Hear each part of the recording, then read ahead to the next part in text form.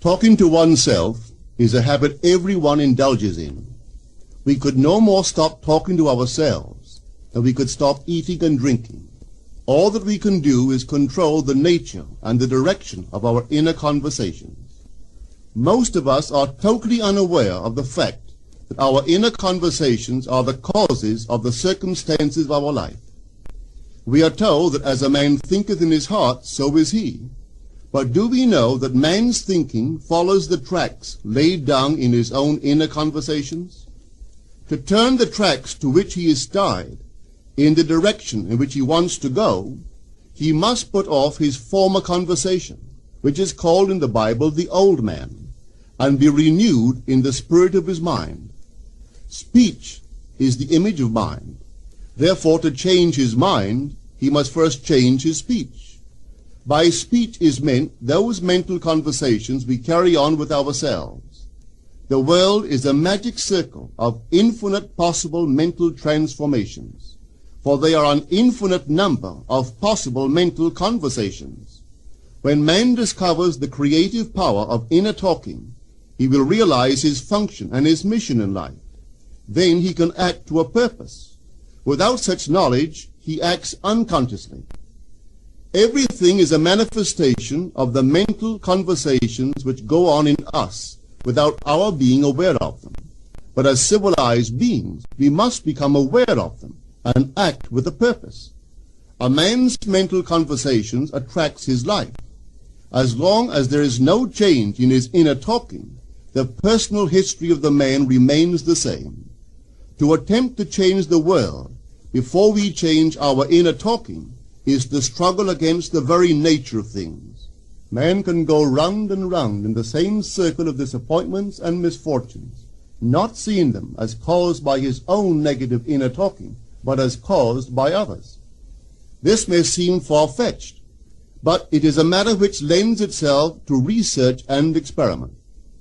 The formula the chemist illustrates is not more certainly provable than the formula of this science by which words are clothed in objective reality. One day a girl told me of her difficulties in working with her employer. She was convinced that he unjustly criticized and rejected her very best efforts. Upon hearing her story, I explained that if she thought him unfair, it was a sure sign that she herself was in need of a new conversation piece. There was no doubt but that she was mentally arguing with her employer, for others only echo that which we whisper to them in secret. She confessed that she argued with him mentally all day long. When she realized what she had been doing, she agreed to change her inner conversations with her employer. She imagined that he had congratulated her on her fine work, and that she, in turn, had thanked him for his praise and kindness. To her great delight, she soon discovered that her own attitude was the cause of all that befell her. The behavior of her employer reversed itself. It echoed, as it had always done, her mental conversations with him. I rarely see a person alone without wondering to what conversation piece is he tied. On what mysterious track is he walking? We must begin to take life consciously, for the solution of all problems lies just in this. The second man, the Lord from heaven in all of us, is trying to become self-conscious in the body, that he may be about his Father's business. What are his labors? To imitate his Father, to become master of the Word, master of his inner talking, that he may mold this world of ours into a likeness with the kingdom of love. The prophet said, "Be ye imitators of God as dear children." How would I imitate God? Well, we are told that God calls things that are not seen as though they were seen, and the unseen become seen. This is the way the girl called forth praise and kindness from her employer. She carried on an imaginary conversation with her employer from the premise that he had praised her work, and he did. Our inner conversations represent in various ways the world we live in. Our individual worlds are self-revelations of our own inner speech. We are told, that every idle word that men shall speak, they shall give account thereof. For by their words they shall be justified, and by their words they shall be condemned. We abandon ourselves to negative inner talking, yet expect to retain command of life. Our present mental conversations do not recede into the past as man believes. They advance into the future to confront us as wasted or invested words. My word, said the prophet, shall not return unto me void, but it shall accomplish that which I please, and it shall prosper in all the things whereto I sent it. How would I send my word to help a friend? I would imagine that I am hearing his voice, that he is physically present, that my hand is on him. I would then congratulate him on his good fortune, tell him that I have never seen him look better. I would listen as though I heard him. I would imagine that he is telling me he has never felt better, he has never been happier. And I would know that in this loving, knowing communion with another, a communion populous with loving thoughts and feelings, that my word was sent, and it shall not return unto me void, but it shall prosper in the thing whereto I sent it. Now is the accepted time. Now is the day of salvation. It is only what is done now that counts, even though its effects may not be visible until tomorrow. We call not aloud, but by an inner effort of intense attention. To listen attentively, as though you heard, is to create. The events and relationships of life are your word made visible. Most of us rob others of their willingness and their ability to be kind and generous by our fixed attitudes towards them. Our attitudes unfold within us in the form of mental conversations. Inner talking from premises of fulfilled desire is the way to consciously create circumstances. Our inner conversations are perpetually outpictured all around us in happenings. Therefore, what we desire to see and hear without, we must see and hear within, for the whole manifested world goes to show us what use we have made of the word. If you practice this art of controlled inner speaking, you too will know what a thrill it is to be able to say, and now I have told you before it come to pass, that when it is come to pass, ye might believe. You will be able to consciously use your imagination to transform and channel the immense creative energies of your inner speech from the mental, emotional level to the physical level. And I do not know what limits, if any, there are to such a process. What is your aim? Does your inner talking match it? It must, you know, if you would realize your aim, for as the prophet asked, can two walk together except they be agreed? And of course the answer is no, they cannot. The two who must agree are your inner conversation and the state desired. That is, what you desire to see and hear without, you must see and hear within. Every stage of man's progress is made by the conscious exercise of his imagination, matching his inner speech to his fulfilled desire. As we control our inner talking, matching it to our fulfilled desires, we can lay aside all other processes. Then we simply act by clear imagination and intention. We imagine the wish fulfilled and carry on mental conversations from that premise. The right inner speech is the speech that would be yours were you to realize your ideal. In other words, it is the speech of fulfilled desire. Now you will understand how wise the ancient was when he told us in the Hermetica, there are two gifts which God has bestowed upon man alone and on no other mortal creature. These two are mind and speech, and the gift of mind and speech is equivalent to that of immortality. If a man uses these two gifts rightly, he will differ in nothing from the immortals. And when he quits his body, mind and speech will be his guides, and by them he will be brought into the troop of the gods and the souls that have attained to bliss. With the gift of mind and speech, you create the conditions and circumstances of life. In the beginning was the Word, and the Word was with God, and the Word was God. The Word, said Hermes, is Son, and mind is Father of the Word. They are not separate one from the other, for life is the union of Word and mind. You and your inner talking or word are one. If your mind is one with your inner conversation, then to be transformed in mind is to be transformed in conversation. It was a flash of the deepest insight that taught Paul to write, "Put off the former conversation, the old man, which is corrupt, and be renewed in the spirit of your mind. Put on the new man." Put on the new man and be renewed in the spirit of your mind is to change your inner conversation, for speech and mind are one. A change of speech is a change of mind. The prophet Samuel said, "The Lord spake by me, and his word was in my tongue."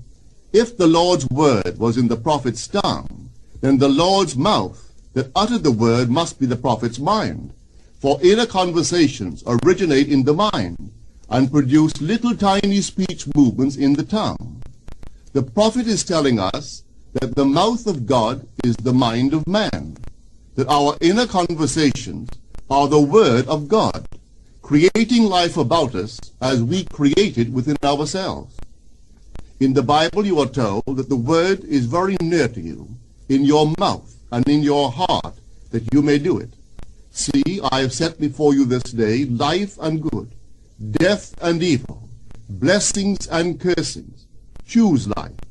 The conditions and circumstances of life are not created by some power external to yourself. They are the conditions which result from the exercise of your freedom of choice, your freedom to choose the ideas to which you will respond. Now is the accepted time. This is the day of salvation. Whatsoever things are of good report, think on these things. For your future will be formed by the word of God, which is your present inner talking. You create your future by your inner conversations. The worlds were framed by the word of God, that is, your inner talking. See yonder fields? The sesamum was sesamum, the corn was corn, the silence and the darkness knew. So is a man's fate born. For ends run true to origins. If you would reap success, you must plant success. The idea in your mind which starts the whole process going is the idea which you accept as truth. This is a very important point to grasp, for truth depends upon the intensity of imagination, not upon facts. When the girl imagined that her employer was unfair, his behavior confirmed her imagination. When she changed her assumption of him, his behavior reflected the change, proving that an assumption, though false, if persisted in, will harden into fact. The mind always behaves according to the assumption with which it starts. Therefore, to experience success, we must assume that we are successful. We must live wholly on the level of the imagination itself, and it must be consciously and deliberately undertaken. It does not matter if, at the present moment, external facts deny the truth of your assumption. If you persist in your assumption, it will become a fact. Signs follow, they do not precede. To assume a new concept of yourself is to that extent to change your inner talking or word of God, and is therefore putting on the new man. Our inner talking, though unheard by others, is more productive of future conditions than all the audible promises and threats of men. Your ideal is waiting to be incarnated, but unless you yourself offer it human parentage, it is incapable of birth. You must define the person you wish to be, and then assume the feeling of your wish fulfilled, in faith that that assumption will find expression through you. The true test of religion is in its use, but men have made it a thing to defend. It is to you that the words are spoken. Blessed is she that believed, for there shall be an accomplishment of those things which are spoken unto her from the Lord. Test it, try it. Conceive yourself to be one that you want to be, and remain faithful to that conception. For life here is only a training ground for image making. Try it and see if life will not shape itself on the model of your imagination. Everything in the world bears witness of the use or misuse of man's inner talking. Negative inner talking, particularly evil and envious inner talking, are the breeding ground of the future battlefields and penitentiaries of the world. Through habit, man has developed a secret affection for these negative inner conversations. Through them he justifies failure, criticizes his neighbors, gloats over the distress of others, and in general pours out his venom on all. Such misuse of the word perpetuates the violence of the world. The transformation of self requires that we meditate on a given phrase, a phrase which implies that our ideal is realized, and inwardly affirm it over and over and over again until we are inwardly affected by its implication, until we are possessed by it. Hold fast to your noble inner convictions or conversations. Nothing can take them from you but yourself. Nothing can stop them from becoming objective facts. All things are generated out of your imagination by the Word of God, which is your own inner conversation. And every imagination reaps its own words which it has inwardly spoken. The great secret of success is a controlled inner conversation from premises of fulfilled desire. The only price you pay for success is the giving up of your former conversation, which belongs to the old man, the unsuccessful man. The time is ripe for many of us to take conscious charge in creating heaven on earth. To consciously and voluntarily use our imagination to inwardly hear and say only that which is in harmony with our ideal is actively bringing heaven to earth. Every time we exercise our imagination lovingly on behalf of another, we are literally mediating God to that one. Always use your imagination masterfully, as a participant, not an onlooker. In using your imagination to transform energy from the mental, emotional level to the physical level, extend your senses. Look and imagine that you are seeing what you want to see, that you are hearing what you want to hear, and touching what you want to touch. Become intensely aware of doing so. Give your imaginary state all the tones and feeling of reality. Keep on doing so until you arouse within yourself the mood of accomplishment and the feeling of relief. This is the active, voluntary use of the imagination, as distinguished from the passive, involuntary acceptance of appearances. It is by this active, voluntary use of the imagination that the second man, the Lord from heaven, is awakened in man. Men call imagination a plaything, the dream faculty, but actually it is the very gateway of reality. Imagination is the way to the state desired. It is the truth of the state desired, and the life of that state desired. Could you realize this fully, then would you know that what you do in your imagination is the only important thing. Within the circle of our imagination, the whole drama of life is being enacted over and over again. Through the bold and active use of the imagination, we can stretch out our hand and touch a friend 10,000 miles away and bring health and wealth to the parched lips of his being. It is the way to everything in the world. How else could we function beyond our fleshly limitations? But imagination demands of us a fuller living of our dreams in the present. Through the portals of the present, the whole of time must pass. Imagine elsewhere as here, and then as now. Try it and see. You can always tell if you succeeded in making the future dream a present fact by observing your inner talking. If you are inwardly saying what you would audibly say, were you physically present and physically moving about in that place, then you have succeeded. And you could prophesy from these inner conversations and from the moods which they awaken within you what your future will be. For one power alone makes a prophet, imagination, the divine vision. All that we meet is our word made visible, and what we do not now comprehend is related by affinity to the unrecognized forces of our own inner conversations and the moods which they arouse within us. If we do not like what is happening to us, it is a sure sign that we are in need of a change of mental diet.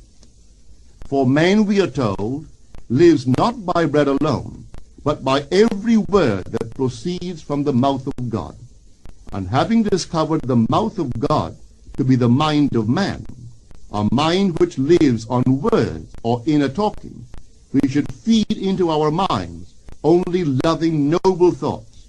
For with words or inner talking we build our world. Let love's lordly hand raise your hunger and thirst to all that is noble and of good report, and let your mind starve